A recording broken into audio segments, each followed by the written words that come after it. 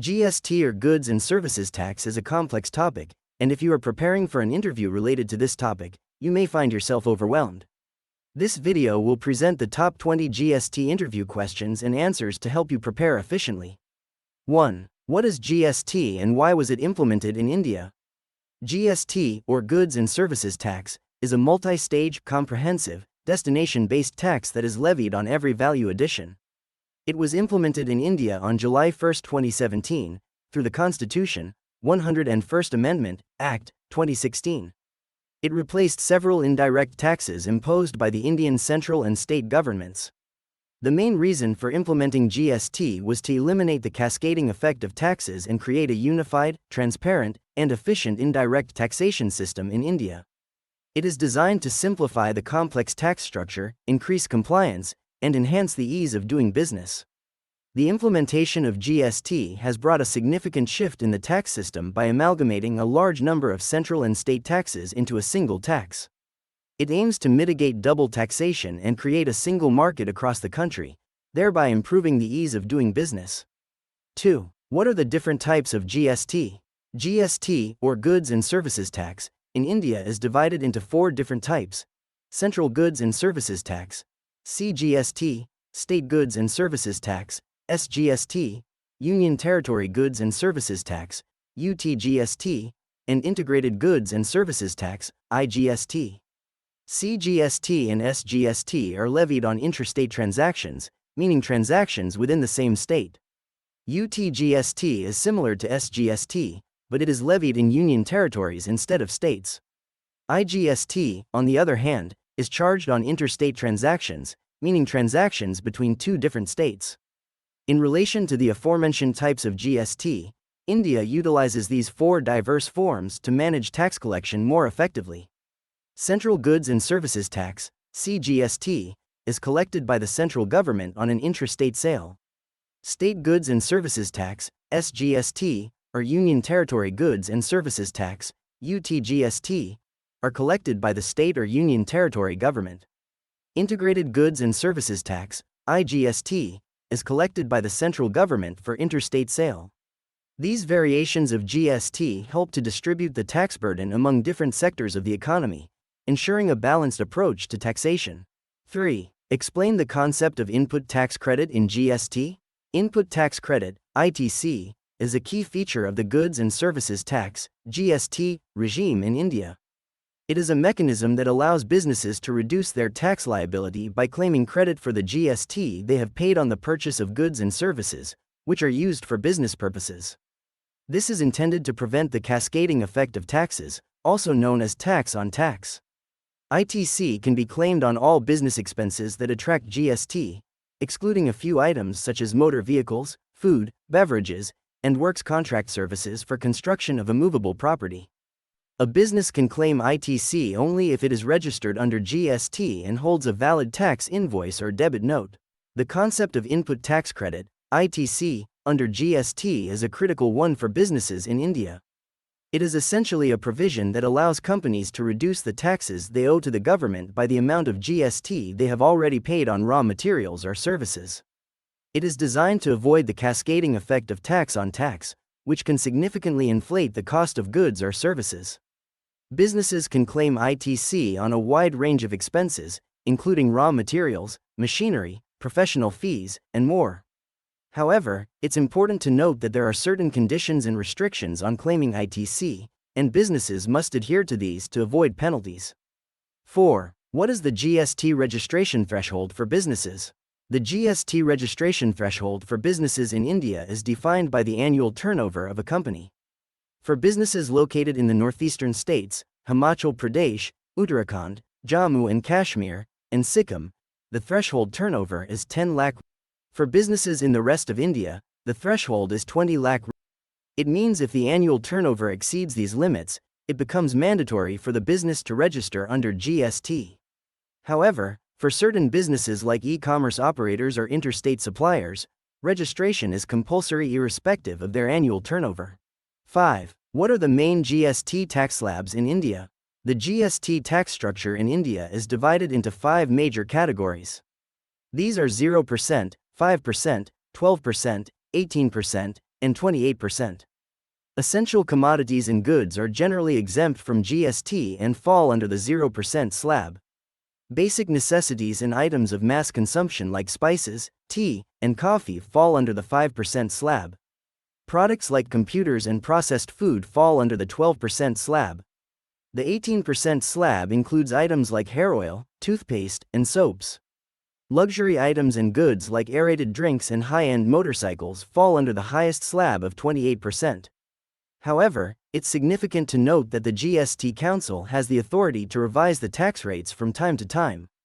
These slabs are designed to ensure that the tax burden is equitably distributed and does not overly burden any particular section of society. 6. How does GST handle refunds? Refunds in GST are managed through a comprehensive procedure outlined by the government. Businesses and individuals can apply for refunds in case of excess GST paid, exportation of goods or services, finalization of provisional assessment, tax paid on purchases by UN or embassies, tax paid on supplies to SEZs or deemed exports, or if it's a case of deemed export suppliers. The refund application is to be made on the GST portal. After a careful verification process, if the refund claim is found to be valid, the refund is processed and the amount is credited back. The process is transparent, and the status of the refund application can be tracked online. 7. Explain the difference between CGST, SGST, and IGST. CGST, SGST, and IGST are different types of goods and service tax applicable in India. CGST, Central Goods and Service Tax, is collected by the central government for intrastate sales. SGST, State Goods and Service Tax, is collected by the state government for the same. Therefore, both CGST and SGST are imposed on transactions occurring within a state. On the contrary, IGST, Integrated Goods and Service Tax, is for interstate sales and it is collected by the central government. IGST replaces the earlier system of central state tax, CST, where central tax could be credited against state tax and vice versa. In IGST, the seller pays IGST on the sale of his goods. The buyer can claim the credit of this IGST against his output liability. This effectively ensures that tax is levied only on the value addition at each stage, avoiding the cascading effect of tax. 8. What is the composition scheme under GST? The composition scheme is a hassle-free compliance scheme for small taxpayers. It is a voluntary and optional scheme where taxpayers can get GST registration and pay GST at a fixed rate of turnover. This scheme can only be opted by any taxpayer whose turnover is less than 1.5 crore rupees. For northeastern states and Himachal Pradesh, the limit is 75 lakh. The objective of the scheme is to bring simplicity and reduce the compliance cost for the small taxpayers. Moreover, it is easy to administer as compared to other tax schemes. The composition scheme under GST is a simplified tax regime for small businesses where the rate of tax is comparatively low. It can be availed by businesses with an annual turnover of less than 1.5 crore rupees, 75 lakh rupees for northeastern states. The main benefit of this scheme is its simplicity and lower rates of tax, which reduces the tax burden on eligible small businesses. However, businesses opting for this scheme cannot avail input tax credit nor can they collect tax from customers. 9. How does reverse charge mechanism work in GST? Reverse charge mechanism, RCM, under Goods and Services Tax, GST, implies that the receiver of goods or services is liable to pay the tax, rather than the supplier. This method is an exception to the general rule where the supplier pays the tax. When a purchase is made from an unregistered dealer, the buyer has to pay GST directly to the government. This mechanism is used to ensure tax compliance and increase tax revenues. It is also applied in the case of certain services and goods as specified by the government. 10. Explain the concept of place of supply under GST. The place of supply under GST determines the state where the goods or services are deemed to have been supplied, and hence, where the tax revenue will be allocated. This concept is crucial for charging the correct type of GST, CGST, SGST, or IGST. For goods, the place of supply is usually where the goods are delivered. For services, it's generally the location of the recipient. However, exceptions exist based on specific criteria. For instance, in the case of immovable property, The place of supply is where the property is located. In the case of services related to an event, the place of supply is where the event takes place. Understanding this concept is essential for businesses to ensure correct GST application and compliance. 11. What is an e-way bill and when is it required? An e-way bill, short for electronic way bill, is a document that is required for the transportation of goods worth more than 50,000 Indian rupees within India. It is generated on the GST portal and is an essential part of the GST regime. The e-way bill system ensures that goods being transported comply with the GST law and is a mechanism to prevent tax evasion. This bill is mandatory for both interstate and intrastate transport of goods, regardless of whether the transportation is being done by road, air, or sea. In terms of when it is required, it needs to be generated before the goods are shipped and should include details such as the goods description, transporter's details, recipient's details, and consignor's details. However, it is not required when the distance of transport is less than 10 kilometers within the limits of a town or city for certain goods. 12. How does GST impact imports and exports? The implementation of GST has a significant effect on both imports and exports. For imports, GST is applied, replacing the earlier countervailing duty, CVD, and special additional duty, SAD. This has simplified the tax structure and made it more uniform. As for exports, they are zero-rated under the GST regime, meaning exporters are not required to pay GST. However, they can claim a refund for the GST paid on inputs. This has made exports more competitive globally. The impact of GST on imports and exports has been substantial, leading to a more streamlined and efficient system. 13. What are the penalties for non-compliance under GST? GST non-compliance may lead to a variety of penalties depending on the nature of the violation.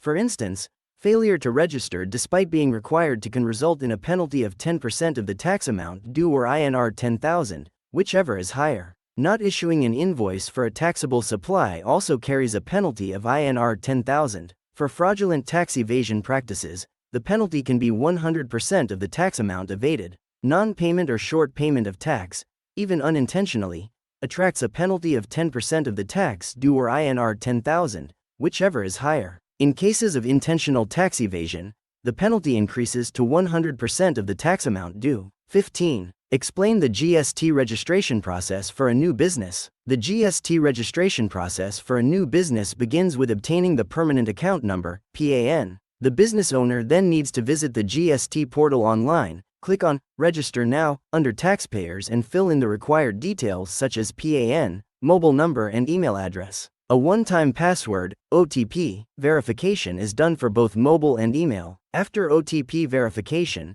an application reference number is sent to the registered email and mobile. Using this number, the applicant needs to fill out Part B of the form by providing details of the business. Documents like address proof, bank details, and some others are required. Once all the details are provided, the form is submitted and an acknowledgement is received within 15 minutes. It's crucial to provide accurate details and ensure all requirements are met to avoid any complications in the process. 14. What is the role of GST Council? The GST Council is a crucial body that brings uniformity in taxation across the country. It acts as a guiding force for the implementation and administration of GST in India. The Council, which consists of the Union Finance Minister as the chairperson, along with the state finance ministers, makes vital decisions related to the GST laws, rules, tax rates, and exemptions. It also addresses any issues or disputes arising due to the application of GST. Its role is critical in ensuring a smooth indirect tax regime in the country, thereby benefiting both the businesses and the consumers. 15. How are goods and services classified under GST? The classification of goods and services under GST is based on the Harmonized System of Nomenclature, HSN, and Service Accounting Code, SAC, respectively. The HSN is a globally accepted system used to classify traded goods, and it was developed by the World Customs Organization, WCO.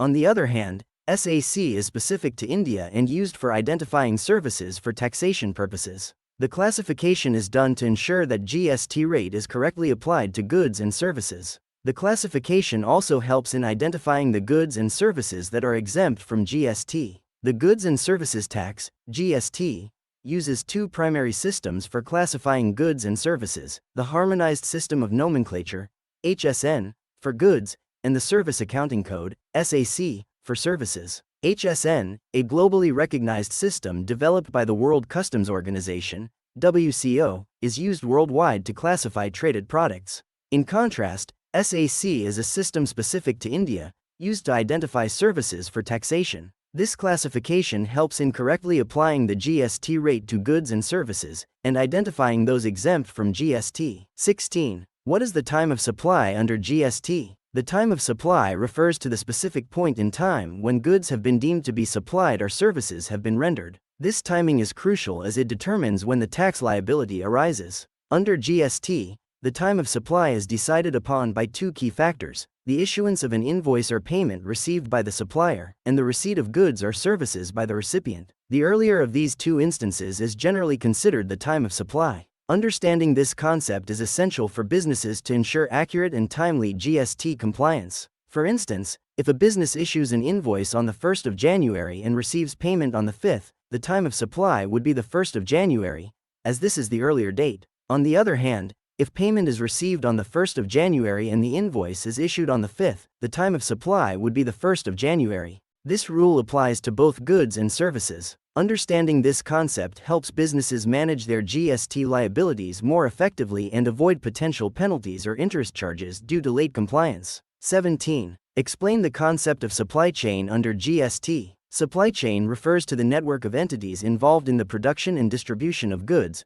from raw material providers to end consumers. Under GST, the tax is levied at each stage of this chain, but input tax credit allows businesses to reclaim the tax paid on inputs, ensuring that tax is not paid multiple times. This system promotes transparency and reduces the cascading effect of tax. However, it requires robust record keeping and reporting to ensure compliance and claim credits. In the context of GST, supply chain management becomes crucial as it directly affects the tax liability of a business. For instance, decisions related to procurement, production, storage, delivery, and return of goods must be made considering the GST implications. Improper management can lead to higher tax costs and legal issues. Therefore, businesses need to understand and manage their supply chain effectively under GST. 18. What are the benefits of GST for businesses and consumers? GST has provided several advantages to both businesses and consumers. For businesses, it has simplified the tax structure by merging multiple taxes into a single tax system, thus reducing the complexity of tax calculation. It has also led to the elimination of the cascading effect of taxes,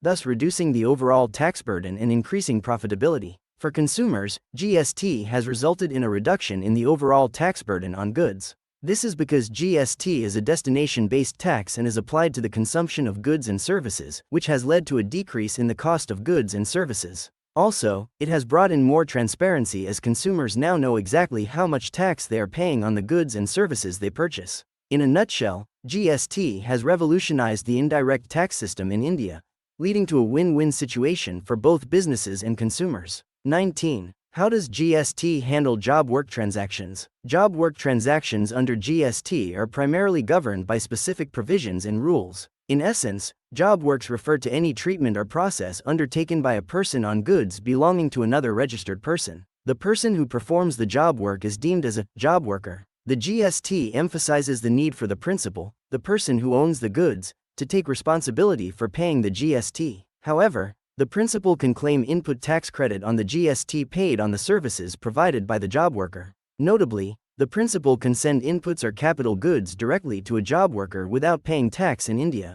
This applies if the inputs or capital goods are returned to the principal within 1 year or 3 years respectively. The GST regime significantly simplifies the job work process, providing relief for industries involved in job work transactions. 20. What is the significance of HSN codes in GST? The Harmonized System of Nomenclature, HSN, codes are crucial for GST as they standardize the process of classification of goods. This global system allows for easy identification and classification of goods traded internationally, thus reducing potential mistakes or discrepancies. With HSN codes, the taxation process becomes more streamlined and efficient as it eliminates the need for lengthy descriptions and reduces the chances of errors. It also facilitates smoother trade operations, as the codes are recognized and used worldwide. In India, businesses are required to declare these codes while filing their GST returns. These codes help in determining the GST rate applicable to the goods. This further aids in maintaining uniformity and transparency in the taxation process. In essence,